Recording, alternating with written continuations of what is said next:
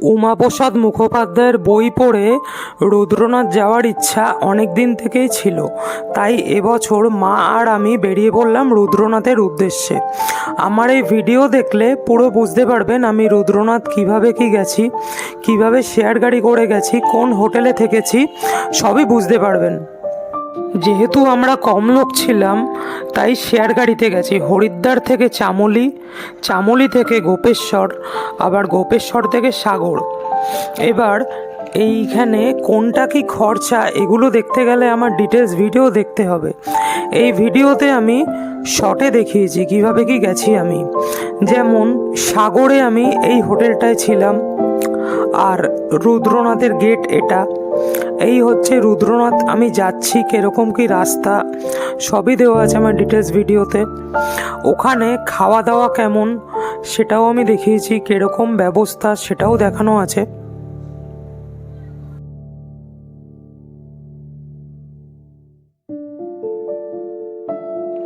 এটা হচ্ছে পানার বুগিয়াল। পানার বুগিয়ালের ভিউ খুবই সুন্দর। এখানে শুটিং করার জন্য অত্যন্ত সুন্দর জায়গা। এই জায়গাটার নাম পিত্রাধার। এই জায়গাটারও ভিউ অসাধারণ। এই জায়গাটার উচ্চতা সমুদ্রতল থেকে 4000 মিটার, আর রুদ্রনাথের উচ্চতা 3600 মিটার।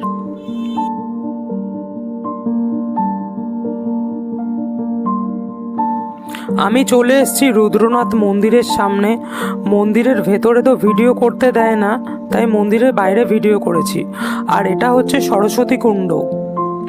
সরস্বতী কুণ্ড রুদ্রনাথ থেকে 500 মিটার মতো, খুবই অল্প রাস্তা, তবে জায়গাটা খুবই সুন্দর আর রাস্তাটা খুব সরু, সাবধানে যেতে হবে।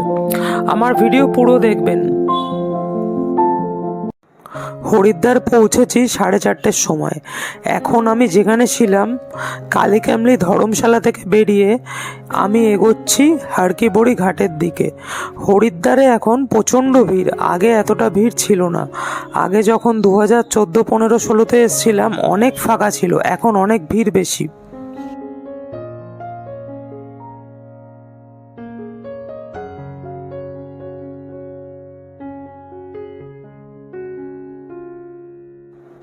হারকিবড়ি ঘাটের পথে চারিদিকে দোকানপাট দেখতে দেখতে এগিয়ে গেলাম। সামনে পেলাম এক সুন্দর লস্যির দোকান।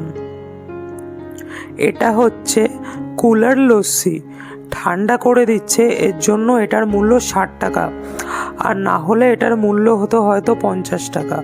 খেতে খুব সুন্দর লাগলো, তবে চিনিটা একটু বেশি দেয়া ছিল এই দইয়ের মধ্যে।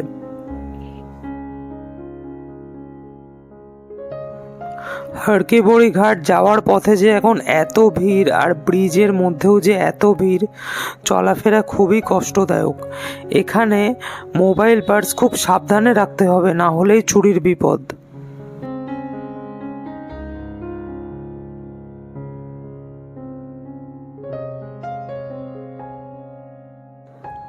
হারকিবড়ির ঘাটে গঙ্গার স্রোত তো মারাত্মক, তো এখন তো কেউ স্নান করে না, তাই আমরাও স্নান করিনি। আর আমরা পরের দিন যাব রুদ্রনাথের পথে।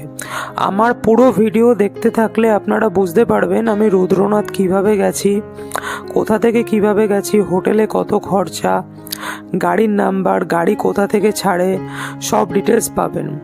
তো প্লিজ আমার ভিডিও দেখবেন। আর আপনারা যদি চ্যানেলে নতুন হয়ে থাকেন তাহলে সাবস্ক্রাইব করবেন, সাথে বেল আইকনটা টিপে দেবেন, যাতে আমার নেক্সট ভিডিও পোস্ট হওয়ার সাথে সাথেই আমার ভিডিও নোটিফিকেশান আপনাদের ফোনে চলে যায়। হরিদ্বারে যা যা করলাম সবই এখানে রয়েছে। এখানে হরিদ্বারে কিছু মানুষকে আর কি দান করছিল। এখানে 200 টাকা দান করলে 15 জনের খাওয়া হয়। এই জায়গাগুলো বেশ ভালো, হরিদ্বারে অনেক গরিবদেরই খাওয়ানো হয়।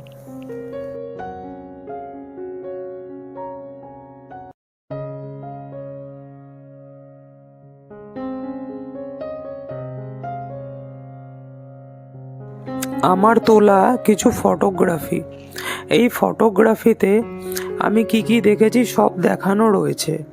যেমন সাগর গ্রামে সাকেলেশ্বর মন্দির, তারপর রুদ্রনাথের পরে আমি যা যা গেছিলাম সেগুলোও আমার আস্তে আস্তে নেক্সট ভিডিওতে আপনারা পাবেন। যেমন অনুসুয়া গেছি, অত্রিমুনি কেভ গেছি, কল্পেশ্বর গেছি এবং ধারীদেবী গেছি।